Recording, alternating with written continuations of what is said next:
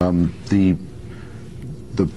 difficulty for me is that while we are, in a sense, objectively committed to secularism for our own society and in others, if you take, say, just the case of Palestine, American support has, and Israel, American support has up till now gone to the Wahhabi royal family that pumps out anti-Semitic propaganda and anti-American propaganda, but was considered our ally in the Middle East, to Israeli settlements which were run by messianic fanatics who wouldn't be able to do this if it wasn't for American aid, and to extreme Christians, mainly in the United States, who hope that out of this conflict they can bring on Armageddon and the apocalypse. So what is otherwise a perfectly soluble problem, division of Palestine between its Arab and Jewish inhabitants, is made impossible by monotheism. عن حفصة بنت عمر زوج النبي صلى الله عليه وسلم أنها قالت أن اقتلوا كل ساحر وساحرة، فقتلوا 3 سواحر. وها نحن عثرنا على ساحر من مدينة حلب، وأنتم تعلمون أن الشياطين لا تستجيب للساحر حتى يكفر بالله عز وجل. انظروا، وهذه كلها من أفعالهم الخبيثة.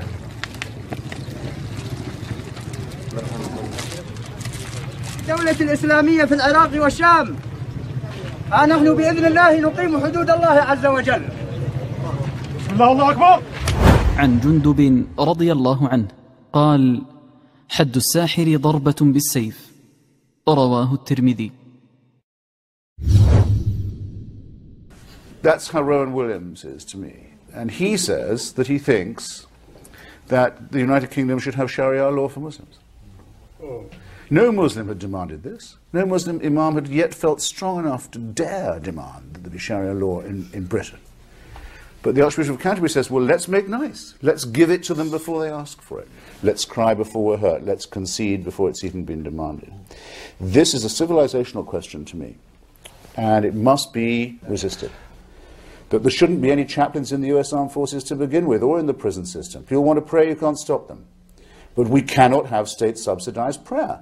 We cannot have state-subsidized preachers or chaplains. Give it up, or give it to your deadliest enemy and pay for the rope that will choke you. This is very urgent business, ladies and gentlemen, I beseech you. Resist it while you still can, and before the right to complain is taken away from you, which will be the next thing. You will be told you can't complain because you're Islamophobic. The term is already being introduced into the culture as if it was an accusation of race hatred, for example, or bigotry, whereas it's only the objection to the preachings of a very extreme and absolutist religion. Watch out for these symptoms. They are not just symptoms of surrender, very often ecumenically offered to you by men of God in other robes, Christian and Jewish and smarmy ecumenical. These are the ones who will hold open the gates for the barbarians. The barbarians never take a city till someone holds the gates open for them. And it's your own preachers who will do it for you, and your own multicultural authorities who will do it for you. Resist it while you can. كما صار الحمد لله هذا ما كنا هنا يعني ما ذكرناهم لوحدهم الحمد لله أصبحوا الآن يذهبون للمسجد. هذا بفضل الله يعني مع التدريج. يعني أول يوم كان يعني تجد كثير من الناس لا يذهبون للمسجد، وهو في التحسن الحمد لله بالتدريج الحمد لله. الآن هذا ما أتى ولا واحد يذكرهم الحمد لله. هذا السوق عادة يكون مليء، هذول البسطات كلهم يكونون مليئة، والحمد لله الآن راحوا للمسجد، راحوا لصلاة الجمعة بدون. وبعد أن مكن الله لعباده المجاهدين في دولة الإسلام، كان من أعظم الواجبات إزالة معالم الشرك كالأضرحة والأوثان التي ابتلي بها أهل الأمصار في بلاد الإسلام. فكان لزاما على رجال الحسبة في الدولة الإسلامية الأخذ بيد عامة المسلمين وإبانة الحق لهم وكفهم عما يكون سببا لضلالهم. On the business of Islam, it's been proved by every society that's tried it that Islam is not a basis on which you can organize a society. In fact, no religion can ever organize a state or a nationality. That's been proved by Christians time and again. There are many experiments going on now of different kinds of Islam. All of them are either failing or have failed calamitously. So as far as a preacher of Islam is concerned, not a success.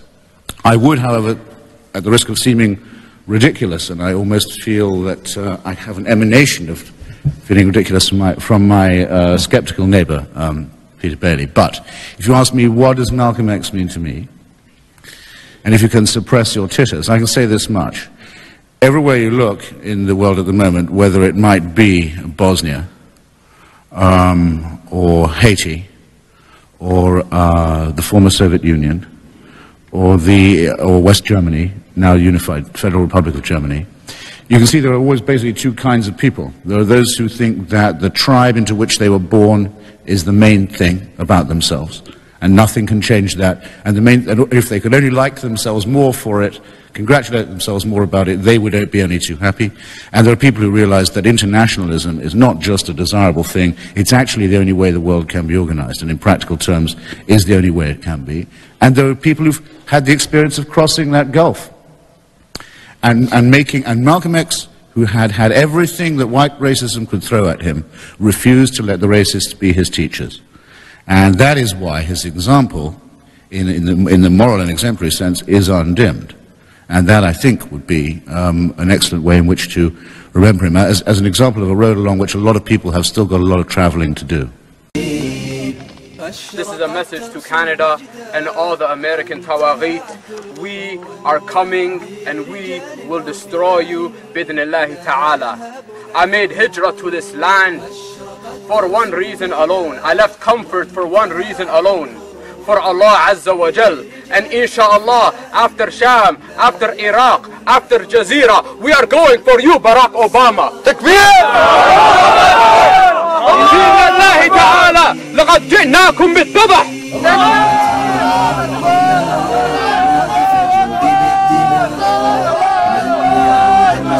There are madrasas within 50 miles of where I live in Washington, in Virginia. There are Saudi paid-for schools that preach violent anti-Semitism, hatred of the Shia Muslims. Remember, don't ever forget, they hate other Muslims too. Of Hindus, of Christians and Crusaders, and of course of atheists. So they've got me, what, 3 times, I suppose.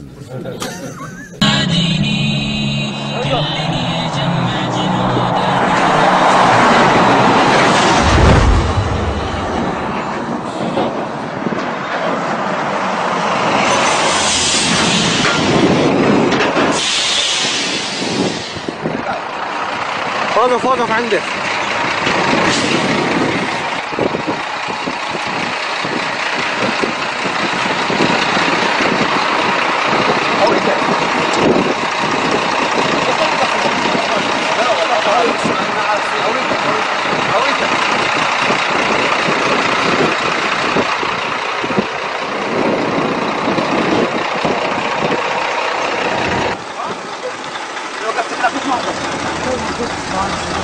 شيعة شيعة يا سنة ها؟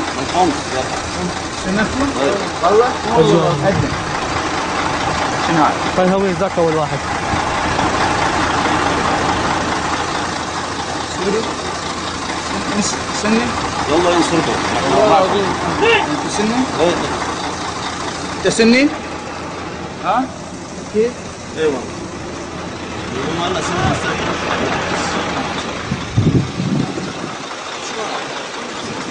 بس نريد نعيش تعرفون يعني جايين على لحظة عيش هذا منين؟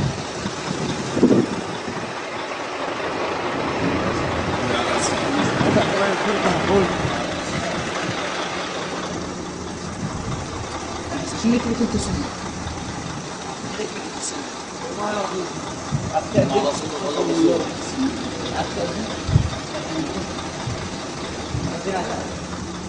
الله أكبر لا إله إلا الله كيف منع الله أكبر الله أكبر أشهد أن لا إله أشهد محمد رسول الله حي على الصلاة كيف صلاة الفجر؟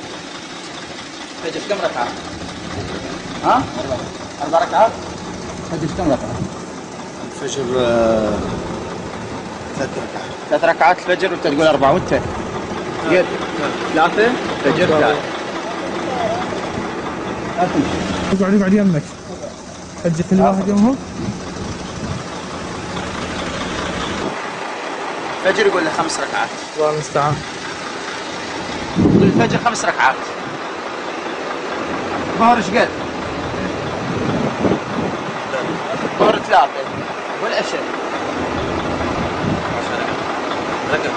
ركعتين العشاء. الله المستعان. العشاء ركعتين والظهر 3 والفجر 5. ايش فعلوا النصيرية بأعراض المسلمين بسوريا؟ سووا النصيرية بأعراض المسلمين. والله ما اعرف. ايش قد اغتصبوا حرارة، ايش قد قتلوا مسلمين. قربنا على جيش والله قربنا عليهم. انت ما قولك مشرك، الله عز وجل يقول وقاتلوا المشركين كافة كما يقاتلونكم كافة. هذا من الله عز وجل. سلطان جايين عذاب الله. سلطان. Now, I am absolutely convinced that the main source of hatred in the world is religion and organized religion. Absolutely convinced of it. Religious belief is ineradicable as long as we remain a stupid, poorly evolved mammalian species, think that some Canadian law is going to solve this problem. Please. No, our problem is this: our prefrontal lobes are too small, and our adrenaline glands are too big, and our thumb finger opposition isn't all that it might be. And we're afraid of the dark, and we're afraid to die, and we believe in the truths of holy books that are so stupid and so fabricated that a child can, and all children do, but as you can tell by their questions, actually see through them. And I think it should be religion treated with ridicule and hatred and contempt, and I claim that right.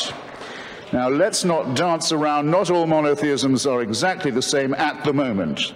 They're all based on the same illusion, they're all plagiarisms of each other, but there's one in particular that at the moment is posing a serious menace not just to freedom of speech and freedom of expression, but to quite a lot of other freedoms too. And this is the religion that exhibits the horrible trio of self-hatred, self-righteousness, and self-pity. I'm talking about militant Islam. Globally, it's a gigantic power.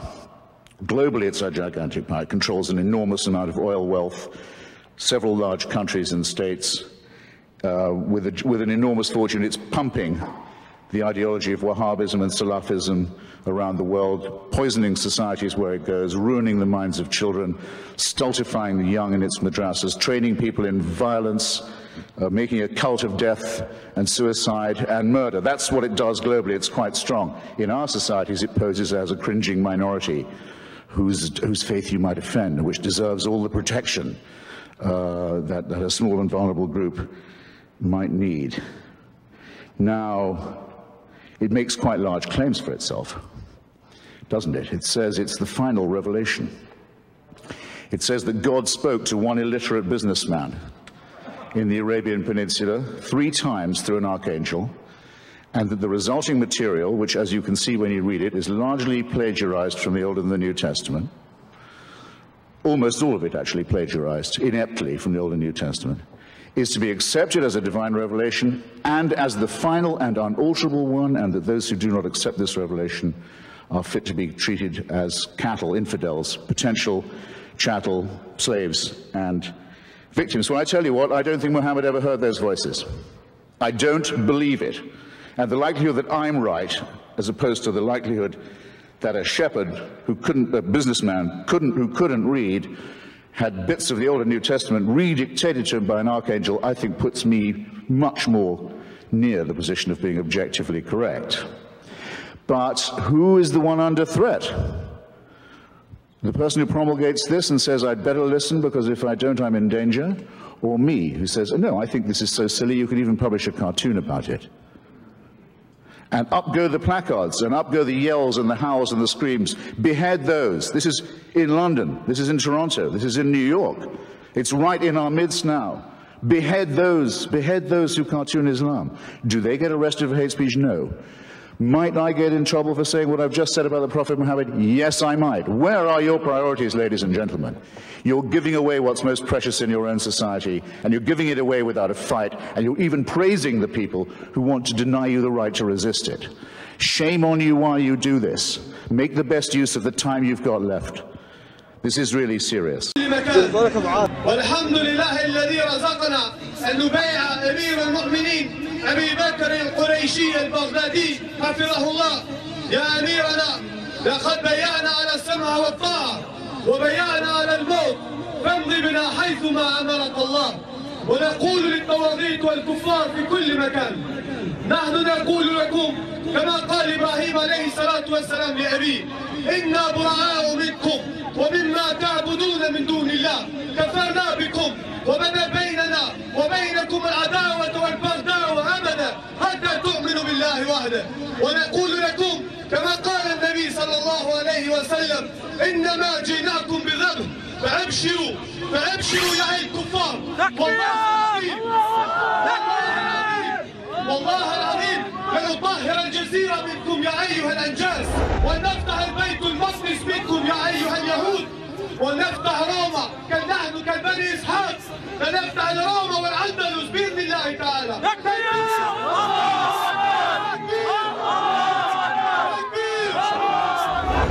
That's the reason they gave for blowing up the Australian tourists in Bali, in Indonesia, and the Indonesian taxi drivers who were servicing that resort, because they couldn't forgive the West for its behavior in East Timor. In other words, if you want to avoid upsetting these people, you have to let Indonesia commit genocide in East Timor. Otherwise, they'll be upset with you. You'll have made an enemy. If you tell them they can't throw acid in the faces of unveiled women in Karachi, they will be annoyed with you. If you say, we insist, we think that cartoonists in Copenhagen can print satire on the Prophet Muhammad, you've just made an enemy. You've brought it on. You're encouraging it to happen. So unless you're willing to commit suicide for yourself and for this culture, get used to the compromises you'll have to make and the eventual capitulation that will come to you. But bloody well don't do that in my name, because I'm not doing it. You surrender in your own name, leave me out of it. I'm going to fight these people and every other theocrat all the way. All the way. For free expression, for women's rights, for self-determination of small peoples, for the right of Iraqis to federate and have their own show, for the right of the Lebanese not to be bullied by Hezbollah and to have a multicultural democracy. Yes, I'll fight for this, and I think that the 82nd Airborne is brave to be fighting for it too. And I think you should be ashamed sneering at people who guard you while you sleep. Thanks. Know that you will be resurrected in Yawm al-Qiyamah the way you lived your life. And you wish to be resurrected with the dust from Bilad al-Kufr still in your lungs. But you wish to be resurrected showing your wounds and what you sacrificed from Allah Azza wa Jal. Know that Jannah isn't something small, and you want to show Allah Azza wa Jal what you sacrifice for this deen, for Him. It's only through His mercy that we enter paradise. But other than that, don't you want to show Allah Azza wa Jal that you've given anything for Him? And also about the issue of, subhanallah, fighting to make Allah's word the highest. A lot of people think it's just to put this flag over their building. By Allah, it's not that. It's implementing the law of Allah Azza wa Jal. Allah Azza wa Jal, the Quran tells us to fight until there is no fitna. And when you look at what the meaning of fitna is, the majority of the mufassireen explain it specifically to be shirk. And by Allah, other than implementing the law of Allah Azza wa Jal and fighting the enemies of Allah, you see no one who does it like us, walillahi alhamd. And we are a state who is implementing the Sharia in both Iraq and Sham. And look at the soldiers, we understand no borders. Walillahi alhamd, we have participated in battles in Sham, and we will go to Iraq in a few days and we will fight there bi'idhnillah and come back. And we will even go to Jordan and Lebanon with no problems, wherever our Sheikh wants to send us. And again, I want to send a message to my Sheikh, our Sheikh Abu Bakr al-Baghdadi, Amir al-Mu'mineen. I send you this message, and I want to let you know that the hope of this ummah is in your neck. By Allah, the hope of this ummah is in your neck. I say the third time, the hope of this ummah is in your neck. We hope in the Khilafah. It's imminent, whether it's by us or those after us. But we know it will be imminent. And by Allah, I speak to you from the heart, bi'idhnillah azza wa jal, and I want to let you know, don't fear the blame of the blamers, and be firm, and don't change at all. And bi'idhnillah azza wa jal, we are with you. Send us, we are your sharp arrows. Throw us at your enemies wherever they may be. And bi'idhnillah azza wa jal, we will return the borders which goes all the way to Al-Andalus and Al-Jazeera bi'idhnillah azza wa jal. So if someone says to me, and I've heard it in my travels, without the dear leader we are lost, we are nothing. It used to be said in Italy in the Mussolini period, il duce ha sempre ragione. The leader is always right, Mussolini is always right. Ein Reich, ein Volk, ein Führer. We only need one leader, one people, and one regime. All of this has the smack of the totalitarian. And without the leader, we'd be lost. We'd have no choice but to commit suicide. I say we've come this far with Jim. Let's drink it now. Without him, we're nothing. With most of those sort of invocations, one hears instantly, or rather, I would say one smells instantly, the unmistakable reek, stench of the totalitarian temptation. And we should be armoured. It should be innate in us to resist it. And where it isn't, we should learn how to build it up as a matter of survival. But instead, religious morality asks us to overcome doubt, to overcome skepticism, to leave it behind, to suspect the faculty that of ours is the most precious of all, the ability to philosophize, the ability to think for ourselves, the ability to challenge existing authority. No, that's all to be distrusted. That could be a temptation. The evil one, it's not an accident, says that it's the tree of knowledge of good and evil that at all costs you must avoid, because anything to do with knowledge could immediately turn profane. سلم يعقد فيه الألوية ويجيش الجيوش لمقاتلة أعداء الله لمجاهدة المشركين فاغتنموا هذا الشهر الكريم يا عباد الله في طاعة الله إن الله تبارك وتعالى خلقنا لنوحده ونعبده ونقيم دينه قال تعالى وما خلقت الجن والإنس إلا ليعبدون وأمرنا تبارك وتعالى أن نقاتل أعداءه ونجاهد في سبيله لتحقيق ذلك وإقامة الدين قال تعالى كتب عليكم القتال وهو كره لكم وقال تعالى وقاتلوهم حتى لا تكون فتنة ويكون الدين كله لله